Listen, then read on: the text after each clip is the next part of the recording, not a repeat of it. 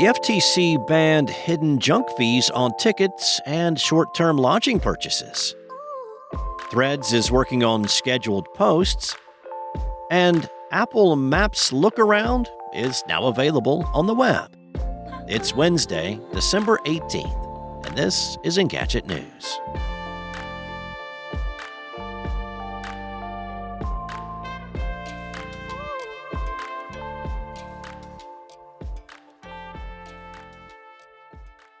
Has there been a recent instance in which the final amount that you owed, whether it be for a hotel reservation or a concert ticket, didn't make your eyes bug out in shock? Well, now a new rule from the Federal Trade Commission should limit those bait-and-switch pricing tactics. The FTC has announced the junk fees rule, requiring live event ticketing and short-term lodging businesses to be transparent about the total price owed. Other companies will continue to be monitored on a case-by-case basis for deceptive pricing. The new rule, first proposed back in 2023, should get rid of all those extra resort and service fees tacked on at checkout that often feel arbitrary.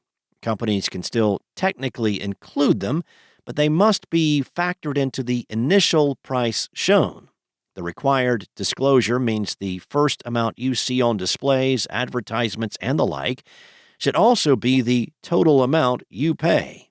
The junk fees rule also requires businesses to display that final amount more prominently than any other information.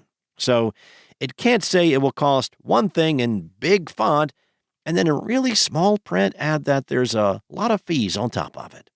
The FTC claims the junk fee rule will save individuals up to an estimated 53 million hours each year and more than $11 billion over the next decade. The rule will go into effect 120 days after it's published in the Federal Registrar. Threads is previewing yet another significant new feature before the end of the year. The app will soon begin testing the ability for users to schedule posts ahead of time. That's according to an update from Meta exec Adam Mosseri. Mosseri shared a screenshot of the upcoming feature, which shows a simple tool to set a date and time for a post to go live in Threads post editor.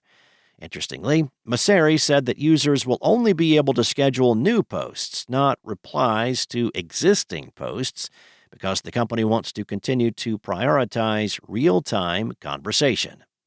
Though he didn't give any indication of when the tool may roll out more broadly, he said that the feature had been in the works for months, so it's likely Meta plans on releasing it more widely at some point.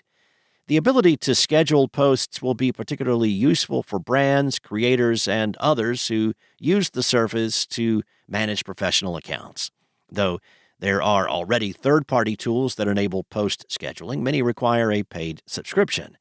Post scheduling is the latest sign that Meta is looking to add more features geared toward brands, businesses, and other social media professionals to the 300 million user app.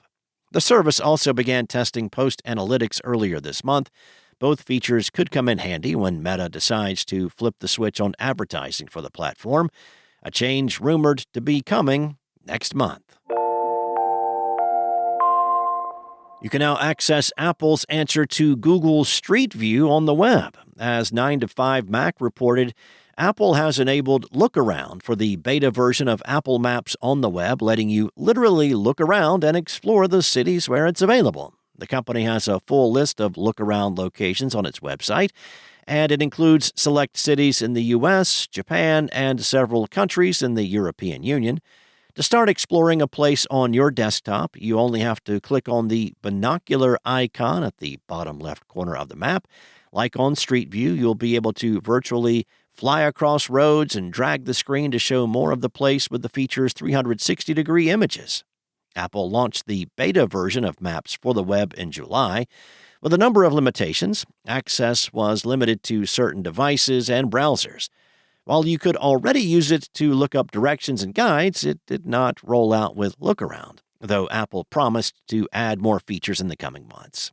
Although Look Around's coverage is pretty limited at the moment, Mac Rumors previously reported finding clues in Apple Maps suggesting that the company is working on expanding its availability. Apple apparently has plans to add similar cities and rural areas to the Look-Around network, as well as to add more countries, such as Egypt, China, and Mexico. Thanks for listening. There's more to these stories and additional articles at Engadget.com. This episode featured journalism from Sarah Fielding, Carissa Bell, and Mariella Moon, and was voiced and produced from the sound studios of Spoken Layer. Enjoy your day, and I'll be back tomorrow with more tech news from Engadget.